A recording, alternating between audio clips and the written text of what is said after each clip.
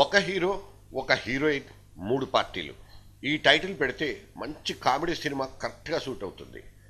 ఎన్నికల సీజన్ నడుస్తోంది కనుక ఇప్పుడు తీసి రిలీజ్ చేస్తే కలెక్షన్లు కూడా అంతే. పాత్రలు, పార్టీలు కూడా రెడీ.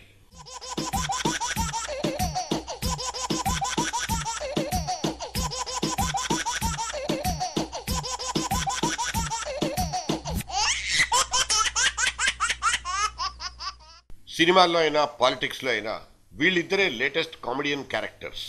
అభిమానులు అనుకునే వాళ్ళు హర్ట్ అయినా పర్వాలేదు. వీళ్ళ అడుగు జాడల్ని, తాజా సిచ్యువేషన్ను విశ్లేషించుకుంటే ఇలా కాకుండా ఇంకోలా చెప్పడం అస్సలు కుదరదు.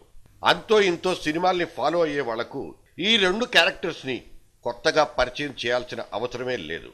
10 ఏళ్ల క్రితం డీసెంట్ హీరోయిన్గా అందరి నుంచి మెప్పు పొందిన జీవిత ఇక పోలీసుల్లో కత్తిలాంటి వాళ్ళు ఉంటారని సినిమా సాక్షిగా నొక్కి చెప్పిన రాజశేఖర్, డి కృష్ణ సినిమా ఒకటి వీళ్ళిద్దరినీ కలిపి పుణ్యం చేసుకుంది.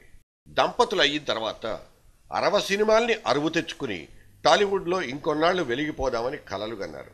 కానీ లాభం లేకపోయింది. కోట్లు పోగొట్టుకున్న హిట్లు దక్కించుకోలేక పొలిటికల్ ఫీల్డ్లోకి ఎంట్రీ ఇచ్చేశారు. ఎన్టీఆర్ హయాంలోనే తెలుగుదేశంలో చేరి స్టేజీలెక్కి స్పీచులు ఇచ్చిన గొప్ప ఎక్స్పీరియన్స్ వీళ్ళది. జెంటిల్మెన్ లుక్కున్న ఏకైక హీరోగా రాజశేఖర్కు అచ్చమైన తెలుగింటి ఆడపడుచులా కనిపించే జీవితకు అప్పట్లో గొప్ప ఫాలోయింగే ఉండేది. ఎన్నికలప్పుడు వీళ్లు ప్రచారానికి వెళ్తే ఎదుటి పార్టీలు జడుచుకున్న సందర్భాలు లేకపోలేదు. తర్వాత చంద్రబాబు తీరు నచ్చలేదంటూ పక్కకు తప్పుకోవడంతో వీళ్ల కెరీర్లో స్లంప్ మొదలైంది. సినిమాల్లో వైరాన్ని పాలిటిక్స్లో ప్రజెంట్ చేసి చిరంజీవి మీద తెగ నోరు పారేసుకున్న జీవిత రాజశేఖర్లకు మెగా ఫ్యాన్స్ రాళ్లతో రుచి చూపించారు. భౌతిక దాడులకు దిగడం తప్పేనంటూ చిరంజీవి అంతటి వాడే దిగొచ్చి సారీ చెప్పడం ఈ జంట ఖాతాలో ఒక విజయంగా నమోదైంది.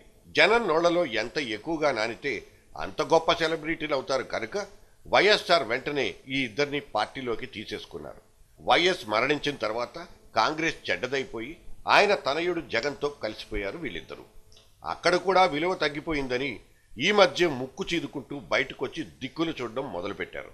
వైజాగ్ ఇదవనివ్వండి, లేకపోతే ఏంటి ఆయన పోలవరం ప్రాజెక్ట్కి నడిచారు ఆయన, అప్పుడు కూడా కానివ్వండి, ఎప్పుడు కూడా వీళ్ళ సైడ్ నుంచి ఎప్పుడు కూడా మీరు రండి అన్న మాట ఎప్పుడు రాలేదు జగన్ వైపు నుంచి. బట్ మన పిల్లి సుభాష్ గారు వాళ్ళు ఫోన్ చేసి మీరు వస్తే బాగుంటుందమ్మా అనడం జరిగింది. నేను చెప్పాను కూడా ఏమంటే మేము రావచ్చు, బట్ వాళ్ళు మాట్లాడకుండా మనం ఎట్లాగ వస్తాము, ఆయనకి ఏదో there is some problem is there అన్నట్టు తెలిసిందే. అలాంటి ఫీలర్ కూడా వచ్చినప్పుడు when he has a feeling like that, Rajasekhar గారు వస్తే క్రౌడ్ అంతా ఆయన వైపు అట్రాక్ట్ అవుతున్నారనో లేకపోతే సినిమాటిక్గా మారిపోతుందనో ఇలా రకరకాలుగా ఆయన అనుకుంటున్నప్పుడు దిస్ ఈజ్ నాట్ రైట్ కదా మేము రావడం అని మేము వీ కెప్ట్ అవే. 3 సార్లు వంకరబోయిన ఈ అంకుశాన్ని ఇప్పుడు ఎవరి దగ్గర తీస్తారు? ఆ డౌటే అవసరం లేదంటూ తెలుగుదేశం అధినేత పచ్చ కండువా కప్పేసి సాదరంగా వెల్కమ్ చెప్పారంటూ ప్రెస్ మీట్ల మైకుల్లో చెప్పుకున్నారు వీళ్ళిద్దరూ. కానీ అది పచ్చి అబద్ధం అంటూ దేశం పార్టీ వాళ్లే చెప్పేశారు. ఇంత ప్రస్థానం ఉన్న జీవిత రాజశేఖర్లకు ఇప్పుడు కావాల్సిందేమిటి? అసలు వీళ్ళు చెయ్యాలనుకుంటుంది ప్రజాసేవేనా? డౌటే. వీళ్ళిద్దరూ కలిసి ఎన్ని ఓట్లను మొబిలైజ్ చేయగలరు? ఈ నరం లేని నాలుకలిచ్చే స్పీచ్లకు ఎంతమంది పడిపోతారు? ఒకటికి 3 సార్లు విశ్వసనీయత పోగొట్టుకున్న ఈ కపుల్ మెసేజ్ ఇస్తే రిసీవ్ చేసుకోవడానికి ఎంతమంది సిద్ధంగా ఉన్నారు? ఆహ్వానించి మరీ తీర్థమిచ్చే పార్టీల కన్నా కనీసం ఈ లెక్కలు తెలుసుంటే అదే చాలు. జీవిత రాజశేఖర్ల గురించి ఇంత చెప్పుకున్న తర్వాత మెంటల్ కృష్ణ గురించి కొంచెమైనా చెప్పుకోకపోతే అస్సలు బాగుండదు. మనసుకు తోచింది మొహం మీద చెప్పే క్వాలిటీస్ పోసాన్లో ఎక్కువే. కాదు చాలా ఎక్కువ. మెగా పార్టీలో చేరినప్పుడు మిగతా పార్టీలన్నీ పనికిమాలినవన్న పోసాని ఇప్పుడు పూర్తిగా ప్లేట్ ఫిరాయించేశాడు. సెల్ఫ్ డబ్బా కొట్టుకుంటూ హిట్ వికెట్ల బారిన పడే ఇటువంటి సెలబ్రిటీలకు మన దగ్గర కొదవే లేదు. మన కర్మేమో కానీ జనంలోకి వెళ్లే ఇటువంటి వాళ్ల మాటలకే చప్పట్లు, విజిల్స్ కూడా పడిపోతున్నాయి.